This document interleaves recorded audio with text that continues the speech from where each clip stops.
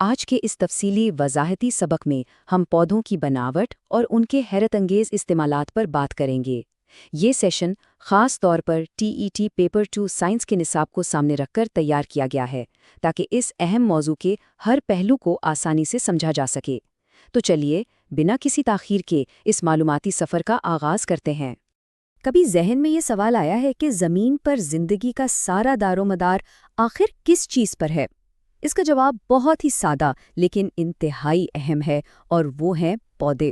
انسان ہو یا جانور، ہر جاندار اپنی خوراک، سانس لینے کے لیے آکسیجن اور یہاں تک کہ اپنی بقا کے لیے پوری طرح پودوں پر ہی انحصار کرتا ہے، اور یہیں سے ہمیں اندازہ ہوتا ہے کہ نباتات کا علم کتنا ضروری ہے۔ پودوں کی اسی اہمیت کو سمجھنے کے لیے ایک بڑی ہی دلچسپ حقیقت پر غور کرتے ہیں۔ کیا معلوم تھا کہ دنیا کے 1/3 درخت صرف آرکٹک دائرے میں واقع ہیں؟ جب شمالی نصف کرہ میں سردیاں ختم ہوتی ہیں تو اچانک ان لاکھوں درختوں پر پتے آ جاتے ہیں۔ ذرا سوچئے، جب یہ اتنے بڑے جنگلات ایک ساتھ آکسیجن پیدا کرنا شروع کرتے ہیں تو پوری دنیا کی آکسیجن کی سطح پر کتنا زبردست اور مثبت اثر پڑتا ہوگا۔ آج کے ہمارے اس سیشن کا خاکہ کچھ یوں ہوگا۔ پہلا حصہ پودوں کا تعارف اور اقسام، دوسرا پودے کی بنیادی ساخت، تیسرا خوراک اور افزائشی نسل کا عمل، چوتھا نباتی بافتیں اور پانچواں پودوں کے فوائد۔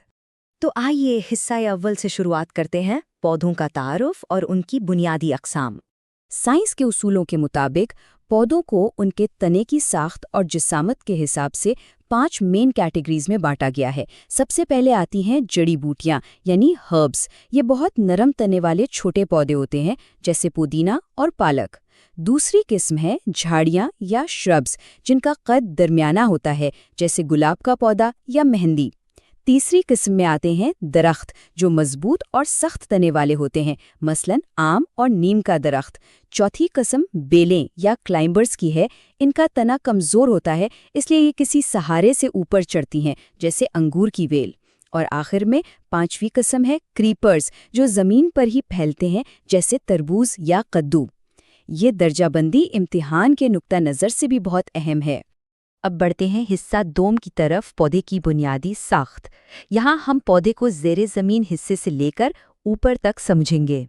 شروعات کرتے ہیں جڑ سے۔ جڑ پودے کا وہ مین حصہ ہے جو عام طور پر زمین کے اندر چھپا ہوتا ہے۔ اس کا سب سے بڑا کام پودے کو زمین میں مضبوطی سے جمع کر رکھنا ہے۔ اس کے علاوہ یہ مٹی سے پانی اور ضروری نمکیات بھی چوس لیتی ہے۔ اور ہاں، کچھ پودوں میں جڑیں خوراک جمع کرنے کا کام بھی کرتی ہیں، جیسے کہ گاجر اور مولی، جو دراصل پودے کی جڑیں ہی ہیں۔ جڑوں کی ساخت بھی کمال کی ہوتی ہے، اور ان کی 2 بڑی قسمیں ہیں۔ ایک ہے اصلی جڑ یعنی ٹیپ روٹ، جس میں ایک ہی موٹی مرکزی جڑ ہوتی ہے، بالکل گاجر کی طرح۔ دوسری قسم ریشے دار جڑ یا فائبرس روٹ ہے، جس میں باریک دھاگے جیسی جڑوں کا پورا ایک جال بچھا ہوتا ہے، جیسے گیہوں یا چاول کے پودوں میں۔ مزے کی بات یہ ہے کہ کسی بھی پودے کے پتوں کی رگیں دیکھ کر ہی اس کی جڑ کا اندازہ لگایا جا سکتا ہے۔ اگر پتوں پر جالی دار ڈیزائن ہے تو جڑ اصلی ہوگی، اور اگر سیدھی سیدھی لائنیں ہیں تو جڑ ریشے دار ہوگی۔ ہے نا قدرت کا ایک زبردست شارٹ کٹ۔ جڑ کے بعد باری آتی ہے تنے کی۔ تنا پودے کا وہ مین پلر ہے جو زمین کے اوپر ہوتا ہے۔ یہ شاخوں، پتوں اور پھولوں کو سیدھا کھڑا رکھتا ہے۔ لیکن اس کا ایک اور بہت اہم کام ہے، اور وہ ہے ٹرانسپورٹیشن۔ تنا جڑ سے پانی لے کر اوپر پتوں تک پہنچاتا ہے، اور پھر پتوں کی تیار کی ہوئی خوراک کو پودے کے باقی تمام حصوں میں تقسیم کرتا ہے۔ اور پتے تو پودے کی اصل فوڈ فیکٹری ہیں۔ یہ وہ سبز حصے ہیں جو سورج کی روشنی میں پودے کے لیے کھانا بناتے ہیں۔ ایک پتے کے اندر بنیادی طور پر ڈنڈی، پتی اور رگیں ہوتی ہیں۔ کھانا بنانے کے علاوہ پتے سانس لینے کا اور ضرورت سے زیادہ پانی کو بخارات بنا کر اڑانے کا کام بھی کرتے ہیں۔ چلیے اب چلتے ہیں حصہ سوم پر، خوراک اور افزائش نسل۔ یہ وہ پروسیس ہیں جو پودے کو زندہ رکھتے ہیں۔ ضیائی تالیف، جسے فوٹوسنتھیسس بھی کہتے ہیں، زمین پر زندگی کا شاید سب سے اہم عمل ہے۔ یہ بالکل ایک کارخانے کی طرح چلتا ہے۔ پہلے قدم میں سورج کی روشنی اور ہوا سے کاربن ڈائی آکسائڈ پتے کے اندر جاتی ہے۔ دوسرے قدم میں جڑیں نیچے سے پانی کھینچ کر پتوں کو دیتی ہیں، اور پھر تیسرے قدم میں پتے غذا تیار کرتے ہیں، اور اس پورے عمل کے نتیجے میں آکسیجن گیس باہر نکلتی ہے۔ دنیا کے تمام جانداروں کے لیے سانس لینے کی آکسیجن اسی پروسیس سے ہی تو آتی ہے۔ غذا بننے کے بعد اگلا مرحلہ نسل آگے بڑھانے کا ہے، جس میں پھول مین رول پلے کرتا ہے۔ پھول صرف خوبصورتی یا خوشبو کے لیے نہیں ہوتے، یہ دراصل پودے کا تولیدی حصہ ہیں۔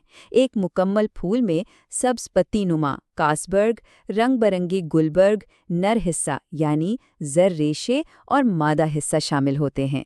پھول کا اصل کام بیج بنانا ہے اور اپنی خوشبو سے کیڑوں کو بلا کر زرگیجی کا عمل مکمل کروانا ہے۔ جب پھول کا کام مکمل ہو جاتا ہے تو وہ پھل بن جاتا ہے۔ پھل کا مین مقصد اس کے اندر موجود بیج کو باہر کے نقصانات سے بچانا اور اسے دور تک پھیلانے میں مدد دینا ہے۔ اور بیج کیا ہے؟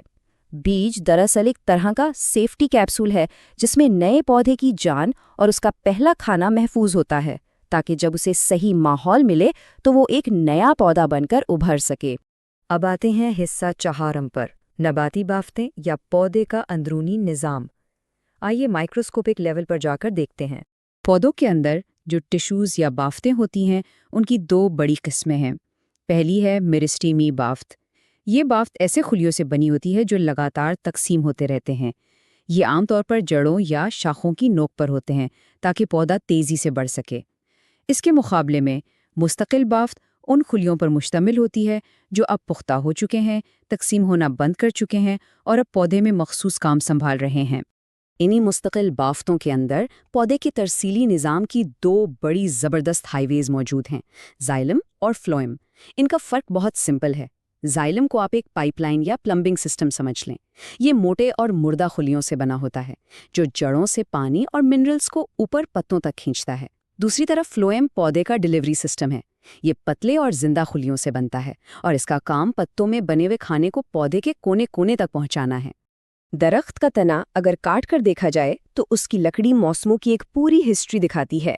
بہار کے موسم میں جب پودا تیزی سے بڑھتا ہے تو جو لکڑی بنتی ہے وہ رنگ میں ہلکی ہوتی ہے، کثافت کم ہوتی ہے اور پانی لے جانے والی نالیاں بڑی ہوتی ہیں۔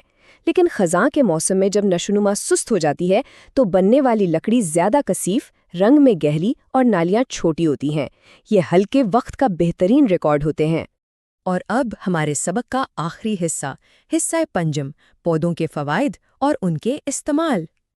اگر ہم روزمرہ زندگی کی بات کریں تو پودوں کے فائدے گنے ہی نہیں جا سکتے۔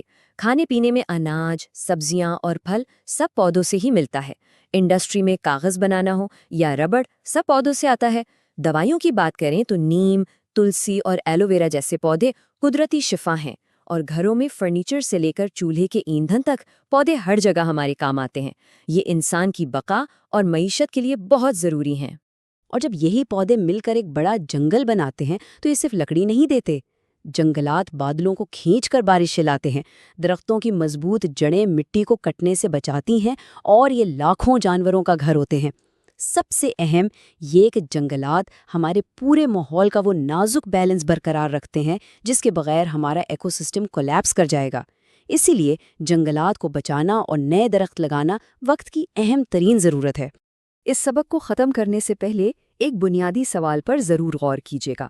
ضیائی تالیف یا فوٹوسنتھسس واقعی کیا ہے؟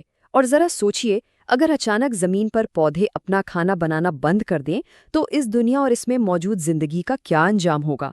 اس سوال کا جواب ہی اس ساری سائنس کا نچوڑ ہے جو آج ہم نے سیکھی۔ اپنے ارد گرد کے اس زبردست قدرتی نظام کو سمجھنا بہت ضروری ہے۔